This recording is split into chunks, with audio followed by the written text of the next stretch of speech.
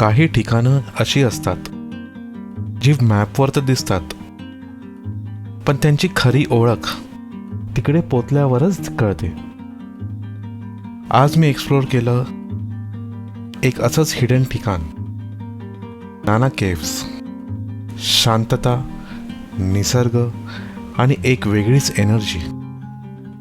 आणि त्यानंतर गोकर्णाचा जो आयकॉनिक नजारा, ओम बीच. हा व्लॉग फक्त प्लेसेसबद्दल नाही, तर त्या फीलबद्दल आहे जी कॅमेऱ्यात पूर्णपणे कॅप्चर होत नाही. चला मग अनुभवूया आजचा हा नवीन व्लॉग.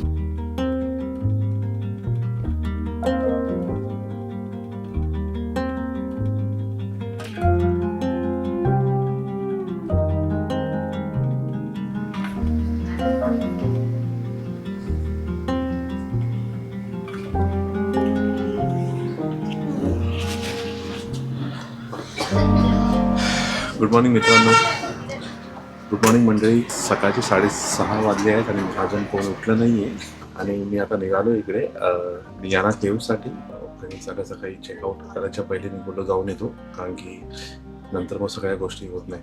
आज प्रॉब्लेम डिसाईड केले की इकडच्या कोकणाचे 2-3 गोष्टी एक्सप्लोअर करून परत निघायचं. मग चला मग निघूया आता पुढे. बाईक काढता काढता 6:30 वाजले, पण अजूनही उजेड आला नाहीये. रात्रभर कुत्र्यांनी खूप त्रास दिला यार. रात्रभर आवाज करत एक मा मा मा करून. बापरे, केवढे कुत्रे. थंडी आहे तशी. मी विंटर लाईनला घातले. विंटर लाईनमध्ये जरा एवढं काय वाटत नाही, पण पायाला थोडीशी लागते थंडी. हाताला ग्लोव्स पण घातले नाहीत मला आज. रोज घेतले आहेत, नाही घातले. त्याचा प्रवास जास्त लांबचा नाही आहे, इकडे जवळचाच आहे, म्हणून मी नॉर्मल जॅकेटवर चालतो. 1 तासाचा प्रवास आहे, फटफट कव्हर करूया. चला भाई, काल पेट्रोल भरलं नाही. पेट्रोल ऑलमोस्ट रिझर्वला येते. सकाळी पेट्रोल पंप चालू दिसलं पाहिजे आता, नाही तर प्रॉब्लेम होईल बाबा. तर मित्रांनो, सकाळी तर तसं असं मी जवळ चाललं, थंडी वाढत चालली आहे, कारण की समुद्र सपाटीपासून हे लांब आहे थोडंसं, म्हणजे बीचपासून थोडंसं लांब आहे, म्हणून थंडी थोडी वाढत चालली. आता मला फील होते. आता मला असं वाटतं ग्लोव्स घालायला लागतील. मेन हायवे आता सोडला आहे, खाली मेन हायवे दिसणार नाही आता. तर हा घाट रस्ता चालू झाला आहे लेफ्ट मारून, म्हणजे मेन हायवे लेफ्ट मारला मी, आणि आता घाट रस्ता चालू झाला आहे. सुंदर सकाळ पण झाली आता. रस्ता तर आहे भारी, डेंजरस पण आहे. मजा येते भाई, मजा येते.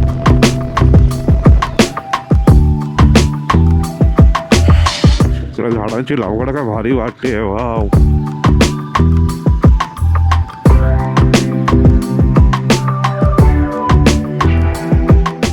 बापरे, सकाळी रोड तर सुनसान आहे पूर्ण. वाघ किंवा बिबट्या नाही आला पाहिजे इकडे बाबा.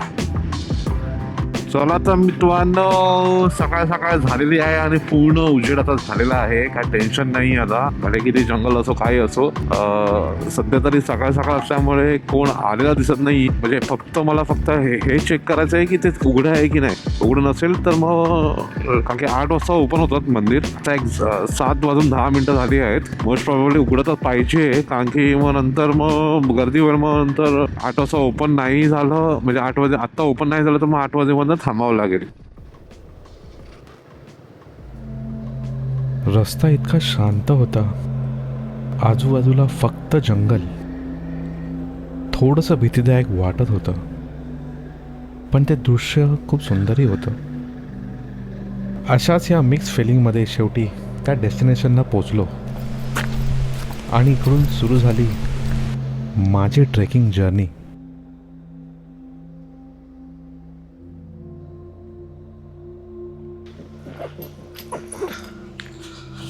तर केस खराब झाली आहे बाईकमुळे, हेल्मेटमुळे जरा केस खराबच होतात. तिकडे चढण आहे, पूर्णाचं चढण आहे. पूर्ण ट्रॅकिंग चालू केली आहे. मे बी 1.5 किलोमीटरचं ट्रॅक आहे इकडे. आता मला तर थकायला होते, आणि आम्हाला ट्रॅकिंगची तर एवढी सवय नाही आहे. सकाळी इकडे 10 रुपये तिकीट असतं वाटतं. इकडे प्लास्टिकची बॉटल अलाउड नाही आहे. बॅग्स वगैरे चेक करतात आणि मग होतात, कारण इकडे कोणतरी काय टाकतात ना, कचरा कुडा झाला नाही पाहिजे त्याच्यामुळे. चला आता कंटिन्यू चालायचं आहे 1.5 किलोमीटर. चला पुढे चालूया, मग पुढे बघूया. पाण्याचा आवाज येतोय का? मस्त पाण्याचा आवाज आहे. चालू आहे, पूर्ण शांतता आहे इकडे. पूर्ण पाणी गळतोय, पूर्ण पाणी इकडे. इकडून जातो हा नॅचरल पाण्याचा झरा आहे इकडे. क्या बात आहे. साधारण 2 किलोमीटर आणि जवळपास 40 मिनिटांचा हा ट्रेक पूर्ण करून शेवटी मी वरती पोचलो. थोडासा दमलो होतो, पण समोरचा व्ह्यू पाहताच सगळा थकवा एका क्षणात गायब झाला. खरंच काही ठिकाणं अशी असतात जी फक्त बघायची नसतात, ती अनुभवायची असतात.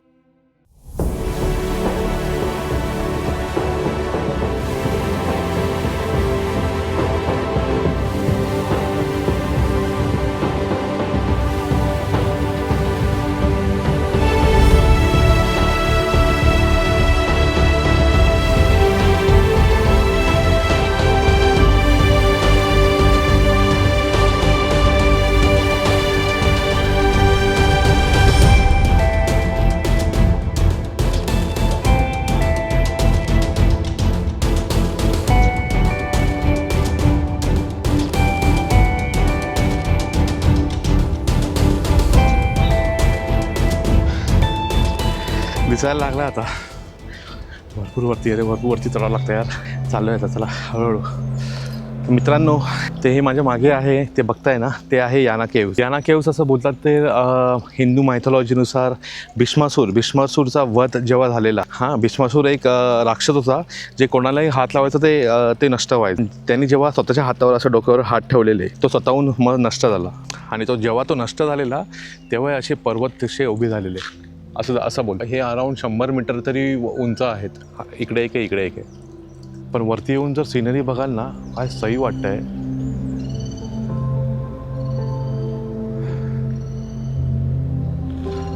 सकाळ सकाळचं दृश्य खूप छान दिसतंय, खरंच मजा येते बघायला.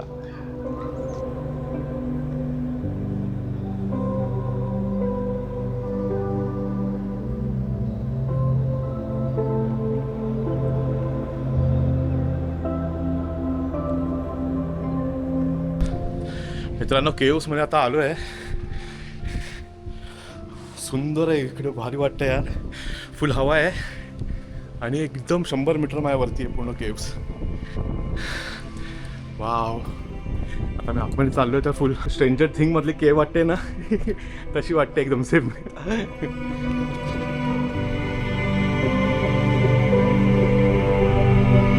अप्रतिम.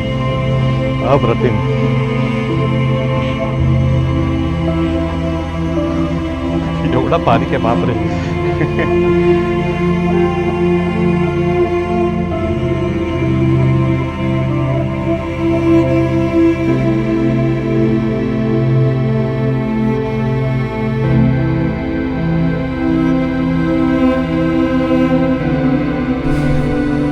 असं वाटतं हा दगड असा पडल्या वाटतं, असा आडवा वाटत नाही.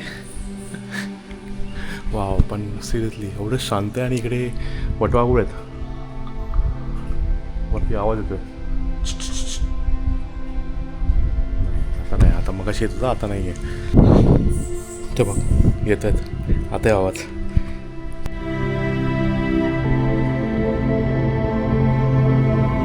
मित्रांनो, केव्स आता झालं आहे आमचं. याना केव्सचा पूर्ण झालं आहे एक्सप्लोर करून. मग आता निघूया, कारण की लेट झालं आहे. आता ऑलमोस्ट 8:30 वाजलेत आणि मला परत उतरून परत हॉटेल चेकआउट करायचं आहे. मीनवाईल जर वेळ असेल तर बीच एक्सप्लोर करूया. चला.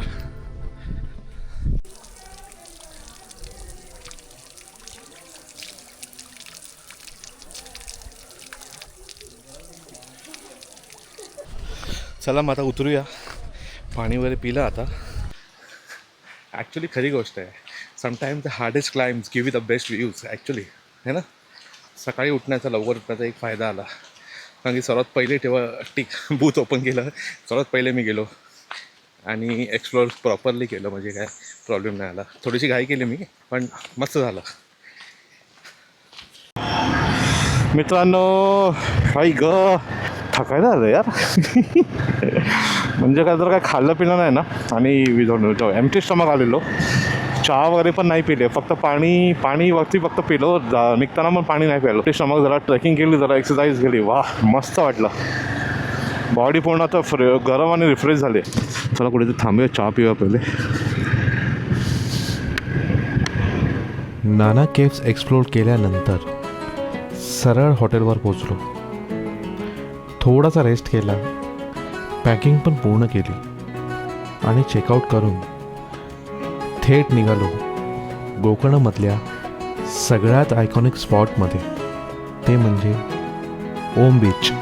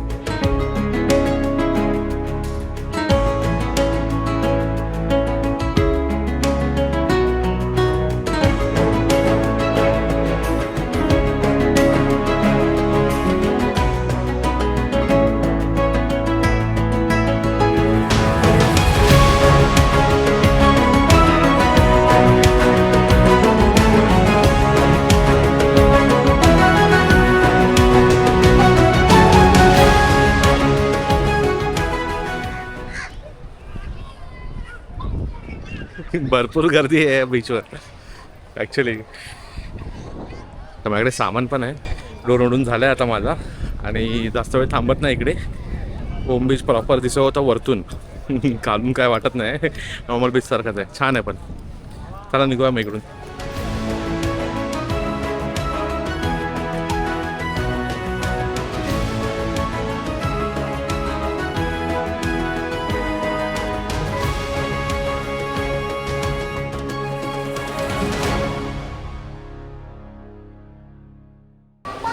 भरपूर भूक लागलेली, आता मी खाल्लो नाही, डायरेक्ट आलो जेवायला. सकाळपासून काय खाल्लं नव्हतं, आता खातोय.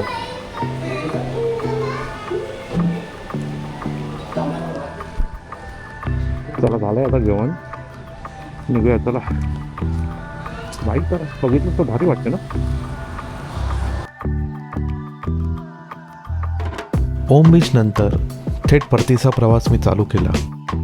गोकर्ण ते मुंबई जवळपास ही 14 तासांची कंटिन्युअस राईड होती. पण अनफॉर्च्युनेटली कॅमेऱ्याची पोझिशन जी चुकली त्यामुळे प्रॉपर शॉट्स घेता आले नाही.